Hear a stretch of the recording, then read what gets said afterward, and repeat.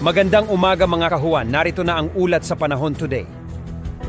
Narito na ang lagay ng ating panahon ngayong araw nga ng linggo, November 16, 2025. Unahin muna po natin yung ating issue natin ng mga weather information, particular na po itong rainfall information. Sa ngayon po may naka-issue na rainfall information sa may bahagi ng Mindanao. Sa ngayon po kasi nakararanas ng mga katamtaman hanggang sa kung minsan ay malalakas na mga pag-ulan dulot ng Intertropical Convergence Zone ang bahagi ng Mindanao. Particular na nga sa may bahagi po ng Caraga, gayon din sa may Soc-Sargent, ilang bahagi ng Zamboanga Peninsula at Northern Mindanao.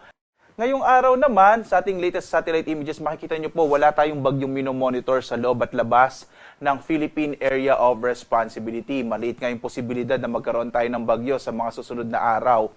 Amihan ang nakakaapekto sa Northern Luzon habang shearline. Yung shearline po banggaan ng malamig na hangin mula sa amihan at yung mainit na hangin mula sa Karagatang Pasipiko na nagdudulot po ng mga pag-ulan. Particular na nga dito sa may bahagi ng Central Luzon. In particular po yung area ng yung lalawigan ng Aurora. Samantala, Intertropical Convergence Zone or ITCZ, ito po yung pagsasalubong ng hangin mula sa magkaibang hemispheres o hating globo mula sa northern and southern hemispheres, kaya po may mga kaulapan, particular na sa may bahagi ng Palawan, Visayas at Mindanao. Mas malaki nga yung posibilidad ng mga pag-ulan sa bahaging ito ng ating bansa. Kaya nakita nyo po kanina, meron pong rainfall information, lalo na sa may bahagi ng Mindanao. Samantala, malaki rin yung posibilidad ng mga pag-ulan sa Aurora, dulot ng shearline, habang mga mahihinang pag-ulan at kung minsan ay makatamtaman ng mga pag-ulan sa may bahagi naman ng Northern Luzon. Sa Metro Manila at nalabing bahagi ng Luzon, makakaranas naman ngayong araw medyo mainit at tanghali,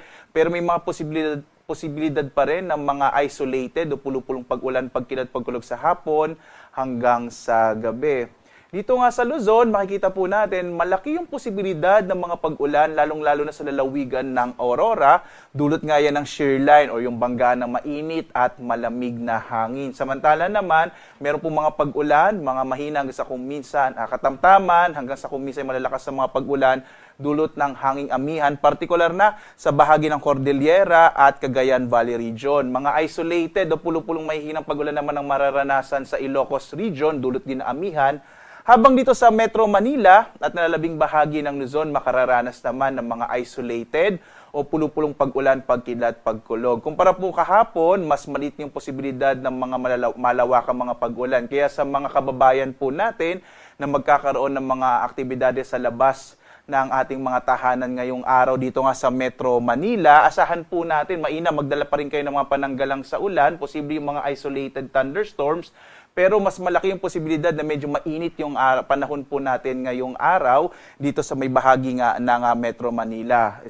Speaking po of temperature, ang agwat ng temperatura sa Lawag nasa 25 to 32 degrees Celsius, sa Baguio naman 17 to 23 degrees Celsius, sa Tuguegarao 24 to 30 degrees Celsius, sa Metro Manila 24 to 31 degrees Celsius, sa Tagaytay 22 to 29 degrees Celsius, habang sa Legazpi 25 to 31 degrees Celsius.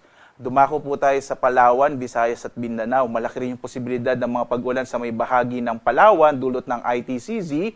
Agwat ng temperatura sa Calayan Islands 25 to 30 degrees Celsius, habang sa Puerto Princesa 25 to 30 degrees Celsius. Malaking bahagi din ng Kabisayaan ang makararanas ng malaking posibilidad ng mga pag-ulan dulot ng ITCZ. Ang agwat ng temperatura sa Iloilo, 26 to 29 degrees Celsius. Sa Cebu naman, 25 to 30 degrees Celsius.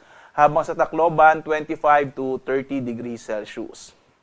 Malaki rin yung ang posibilidad ng mga pag-ulan, lalong din na sa may bahagi ng Mindanao, dulot ng ITCZ, at inaasahan natin na magpapatuloy pa ito hanggang sa mga susunod na araw. Mag-ingat po sa mga banta ng mga biglang pagbaha, mga flash floods o pagguho ng lupa at pagguho ng lupa or landslide, lalong-lalo sa mga lugar na ilang araw na pong inuulan dulot ng ITCZ sa Mindanao. Agwat ang temperatura natin sa Zamboanga, 25 to 32 degrees Celsius.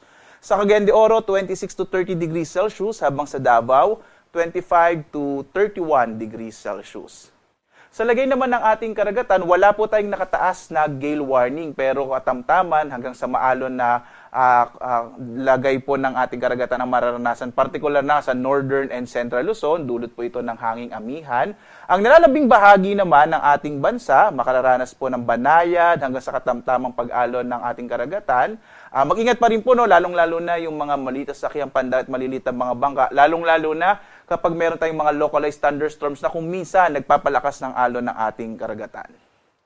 Narito naman ating inaasahang magiging lagay ng panahon sa mga susunod na araw. Makikita po natin bukas, magpapatuloy yung epekto ng Intertropical Convergence Zone, particular na sa may bahagi naman ng Palawan at Mindanao. Posibleng mabawasan na yung mga pag-ulan, particular na sa may bahagi ng Kabisayaan. Magpapatuloy din yung epekto ng shear line, particular na sa Aurora at Quezon. Kaya sa silangang bahagi po ng Central at Southern Luzon, asahan yung malaking posibilidad ng mga pag-ulan. Pagdating po ng araw ng Martes hanggang Huwebes, inaasahan natin muling lalakas itong northeast monsoon o hanging amihan. Hinatinalis yung posibilidad na magkaroon tayo ng gale warning or malalaking pagbabala sa malalaking pag-alon ng karagatan, lalong-lalo na sa may northern Luzon, dulot ng hanging amihan. Yung inaasahan nating surge ng northeast monsoon. Magpapatuloy din yung shear line sa silangang bahagi ng Luzon, habang inaasahan naman natin na mas mababawasan pa yung epekto ng Intertropical Convergence Zone or ITCZ dito sa may bahagi naman ng Palawan at Mindanao sa mga susunod na araw. So generally po makikita natin malaking bahagi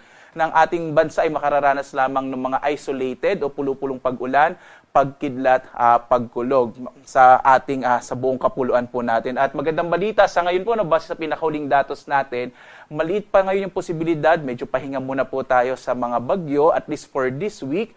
In the next 3 to 5 days, maliit yung posibilidad na magkaroon tayo ng bagyo sa loob ng Philippine Area of Responsibility. Maaari pa rin naman magbago itong forecast natin, kaya lagi po kayo tumutok sa mga update